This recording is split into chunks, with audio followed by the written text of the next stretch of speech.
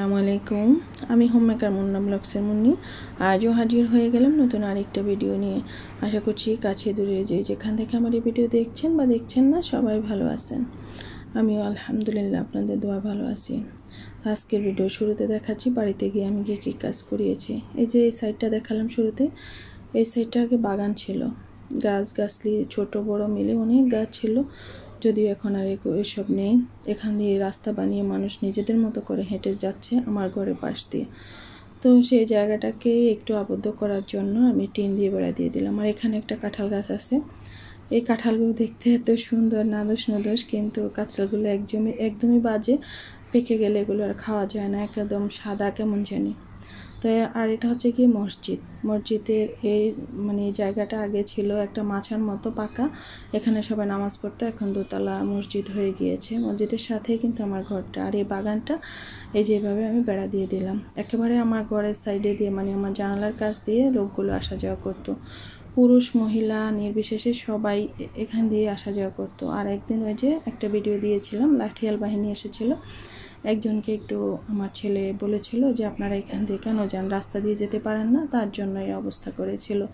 তারা লাঠি ছোটা নিয়ে এসছে আমার ছেলেকে মারার জন্য, কেন ডাক দিল।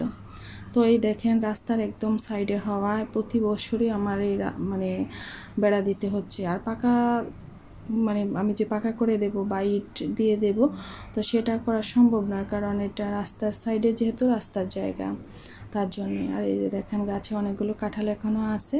তো খান সাহেব আবার টোকা দিয়ে দেখছিল কাঁঠাল পেকেছে কিনা, কারণ আমি এখানে কাঁঠালের গন্ধ পেয়েছিলাম, পাকা কাঁঠালের, তার জন্য।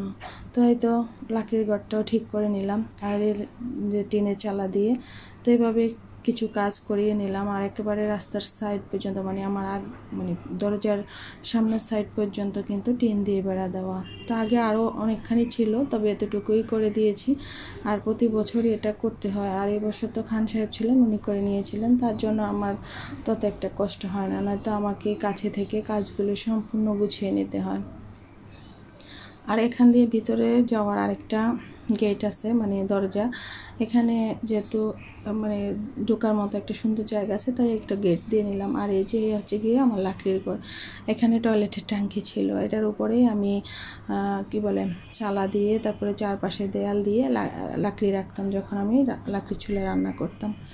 তো আর এই যে এটা হচ্ছে টয়লেট, বাইরে টয়লেট, আর এই তো কল, আর এটা হচ্ছে কি আমার রান্নাঘর। আর এই রান্নাঘরের দরজাটাও নষ্ট হয়ে গিয়েছিল, সেটাও মিস্ত্রি দিয়ে ঠিক করে নিয়েছিলাম। তো রান্নার সব কিছুই পাকা করা, আর কেবল যে জায়গাটা লাকড়ির চুলাটা বসানো সেইটুকুই কেবল ছিল মাটির। আর এই যে এই পাশটা, এখান দিয়েও একটা চিপা রাস্তার মতো ছিল, তো সেখান দিয়ে লোকজন আসা যাওয়া করে। আর এই তো দেয়াল উঠিয়ে দিলাম, এখান দিয়ে দেয়াল ছাড়া উপায় নাই, কারণ এটার সাইডে যেহেতু দেওয়াল দেওয়াই আগের আছে, তারপর বাকিটুকু দেয়াল দিয়ে নিলাম। আর এটা রাতের বেলা ভিডিও করাতে এমন দেখাচ্ছিল, ঠিকমতো বোঝা যাচ্ছিল না। আর এই জায়গাটা আগে খালি ছিল, এখানে একজন এসে তাদের জায়গা তারা ঘর করে নিয়েছে।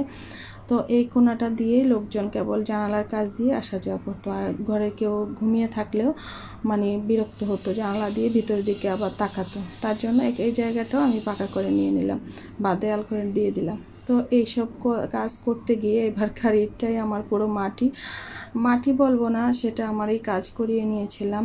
আর প্রয়োজনীয় কাজটা করানো দরকার, তার জন্য। আর এখান দিয়েও কিন্তু আমার একটা গেট আছে। আর মেন রাস্তা মেন ঘরের মেন দরজাও একটা আছে। আর এই দুই পাশ দিয়ে আমার ভিতরে বাড়ির ভিতরের সাইডে ঢোকা যায়। তো এখানে এই ঘরটা করাতে একেবারে চিপা একটা রাস্তা হয়ে গিয়েছে। তো যাই হোক, এটাকে একবার ব্লক করে দিলাম। কেউ চাইলে এখান দিয়ে এই যে হাঁস মুরগির মতো চিপা চাপা দিয়ে বা বিড়ালের মতো চিপা চাপা দিয়ে যেতে পারবে। এখন আর আস্ত মানুষ এখান দিয়ে যেতে পারবে না। তারপরেও এই সাইডটাতেই কিন্তু আমি একজনকে থাকতে দিয়েছি ভিতরের সাইডে, এই যে একটা রুম আর বারান্দা সহ। আর এবছর অবশ্য রান্নাঘরটাও দিয়ে আসছি, বলেছি যেন ওনাদের মতো করে ওনারা যেন ব্যবহার করে। আর এই যে গত ভিডিওতে তো দেখেছিলেন ব্যাগ বুক সব গুছিয়ে নিয়েছিলাম। তো এই তো মেন দরজায় বসে আছি, আমাদের বাহন আসবে, অটো আসবে, কারণ অটো ছাড়া উপায় নেই। সিএনজিতে গেলে এত ব্যাগ বুক নিয়ে জায়গা হয় না, তার জন্য অটো নিয়ে আসতে খান সাহেব গিয়েছিলেন। এই তো অটো এসেছে, তারপরে উঠে বসলাম, দরজাটা আটকে দিল। তারপরে এই তো আমাদের এই দরজা লাইটটাও অফ হয়ে যাবে, কারণ আমরা থাকবো না, লাইট দেওয়ার মতো কেউ থাকবে না, সুইচ দেওয়ার আর কি। তো একটু বসে পড়লাম, বালতি বুলটি যা আছে সব কিছু নিয়ে বসে পড়লাম। আসলে কয়টা দিন খুব ভালোই কেটেছিল, যদিও খুব ব্যস্ত সময় কাটিয়েছি। বাচ্চারা কিন্তু খুব মজা করেছিল। ওদের দাদার বাড়ি বা ওদের বাবার বাড়ি, ওদের জন্মস্থান, ওদের কাছে তো ভালোই লেগেছিল। তো ওদেরকে আনন্দ দিতে গিয়ে নিজের আনন্দটাকে এবার মাটি করে ফেললাম। নিজের বাবার বাড়িতে আর যাওয়া হলো না, শুধু বাবার বাড়ি কেন, কোথাও আর যাওয়া হলো না। ঈদে কেবল নিজে রান্না করেছি, সেই মাংসই কেবল খেয়েছি। কারো হাতের কোনো খাবার খাওয়া আমার এই বছর আর জোটেনি ভাগ্যে। তো যাই হোক, সব কিছু নির্ধারণ করে রাখেন তো সেই উপরওয়ালা। তো উনি যেটা আমার জন্য নির্ধারণ করে রেখেছেন সেটাই হবে, এর বাইরে তার কিছুই হবে না। তো তারপরেই তো আমি আর তিতলিতে বসে পড়লাম। তারপরে চেক করে নিলাম বাসার চাবিটা নিলাম কিনা। তো দেখলাম যে বাসার চাবিটাও ব্যাগেই আছে। আর আসলে এইসব জিনিসগুলো মানে শুরুতেই কিন্তু গুছিয়ে রাখা উচিত, নয়তো একটা মানে বৃষ্টি পরিস্থিতির মধ্যে পড়তে হয় আর কি। তো এই তো আমরা ছুটে চলেছি রাস্তা দিকে। তো মেইন রাস্তায় উঠলে তারপরে মাইনার বাবা অটোতে উঠে বসবে। আমরা যদিও মেন রাস্তার সাইডেই আমার ঘরটা, তো এই দেখেন সারাক্ষণই এই রাস্তা দিয়ে গাড়ি ঘোড়া চলে। আর তার জন্যই বাড়িতে যতদিনে ভিডিও ভয়েস দিচ্ছিলাম আপনারা কিন্তু গাড়ি ঘোড়ার শব্দ শুনেছিলেন। আর অবশ্য এই শব্দ শুনতে শুনতে আমি অভ্যস্ত। আমার ননদ জামাই একবার আমাকে বলেছিল আমি কিভাবে এই ঘরে ঘুমাই। উনি রাতের বেলা মানে ঘুমোতে পারেন না গাড়ির শব্দে। তো যদিও আমার সেই ননদ জামাই এখন আর বেঁচে নেই, উনি করোনাকালে মারা গিয়েছিলেন।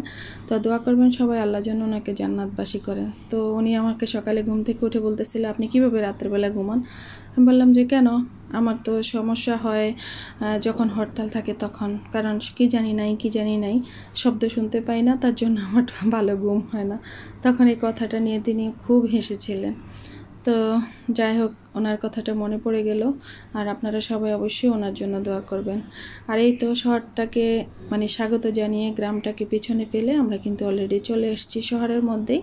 তো আসলে শহর থেকে আমার শ্বশুরবাড়িটা বেশি একটা দূর না, খুব অল্প সময়ই কিন্তু চলে আসা যায় শহরের মধ্যে, বা আমরা যেখানে থাকি সেখানে। তারপরে এই তো চলে আসলাম। আমাদের এসে দেখি গেটে তালা, তো তালাটা খুলে নিচ্ছিল।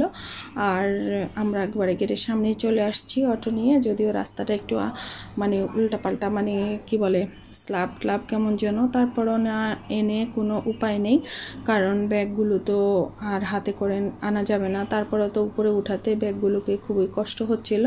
তো ছেলের বাবাই নিয়েছিল, আমাকে অবশ্যই হালকা পাতলা একটা ব্যাগ দিয়েছে। তো সেটা নিয়ে আমি উপরে উঠে গিয়েছিলাম।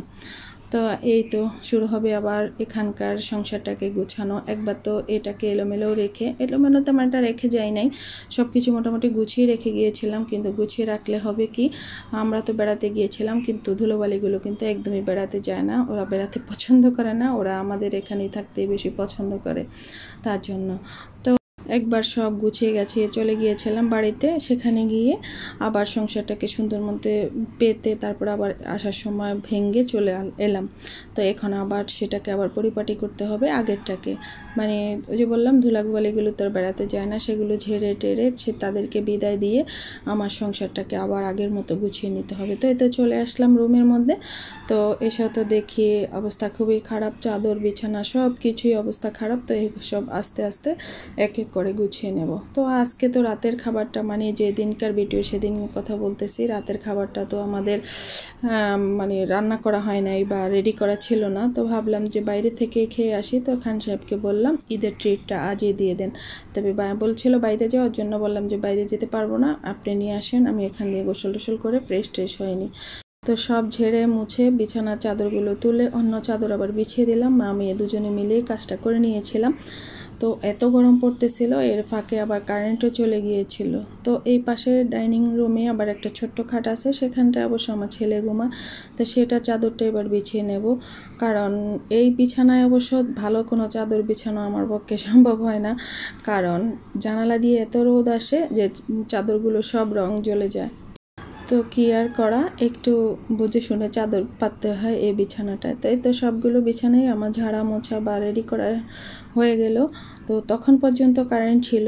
যখন আমি ওয়াশরুমে ঢুকলাম গোসল করতে, কাপড় চোপড় ধোবো তারপরে গোসল করব, কিন্তু তখনই কারেন্টটা চলে গিয়েছিল। তো টেবিল টেবিল সব মুছে নিলাম। আর এদিকে চালের গুঁড়ো তো আম্মা বাড়ির থেকে পাঠিয়েছিল ঈদের দিন, মানে আমার শ্বশুরবাড়িতে, তো সেখান থেকে খান সাহেব অবশ্য বাসায় এনে রেখে গিয়েছিল, তো সেটা টেবিলের উপরে রেখে দিয়েছিল। তো সেটা এখন আর কিছুই করব না, এখানেই থাকুক। আমি চলে যাচ্ছি গড়টা ঝাড় দিয়ে গোসলে। তারপরে গোসল থেকে বের হয়ে আসলাম, এসে দেখি খাবার রেডি। আর এই দেখেন কারেন্ট নেই, আমরা কিন্তু মোবাইল, টর্চ, লাইট এইসব জ্বালিয়ে খাবার খেয়ে নিচ্ছি। প্লেটগুলো কিন্তু ধোয়া টোয়া নেই, কারণ 12-13 দিন বাসায় ছিলাম না, তো প্লেটগুলো তো না ধুলে নাই হবে। তার জন্য অবশ্যই যেটাতে করে এনেছে সেটাতে করে কোনো মতো খেয়ে নিচ্ছি। কেবল কয়েকটা গ্লাস ধুয়ে নিয়েছে আর একটা প্লেট ধুয়ে নিয়েছিল, কারণ গ্যালন পানিটা তো খেতে হবে, তার জন্য আমাদের গ্লাস লাগবে। তো দুধের স্বাদ গোলেই মিটিয়ে নিলাম। খান সাহেবকে বলে ঈদের ট্রিটটা নিয়ে নিলাম, কারণ উনি ওনার শ্বশুরবাড়িতে বেড়াতে নিয়ে যান না, কোথাও নিয়ে যান না, কেবল কাজই করিয়ে নিয়েছিলেন। তো বললাম যে বাসায় আজকে আমাদেরকে ট্রিটটা দেওয়ার জন্য, তো বাসায় ট্রিট দিয়ে নিল। তো বলল যে এটা বাসায় ট্রিট বলতেছো কেন, আমাকে পচাচ্ছ কেন, আমি তোমাদেরকে এমনি খাইয়েছি, ট্রিট দেবো অন্যভাবে। তো আজকের ভিডিওটা এ পর্যন্তই। সবাই ভালো থাকবেন, সুস্থ থাকবেন, নিরাপদে থাকবেন, আমাদের জন্য অবশ্যই দোয়া করবেন। আল্লাহ হাফেজ।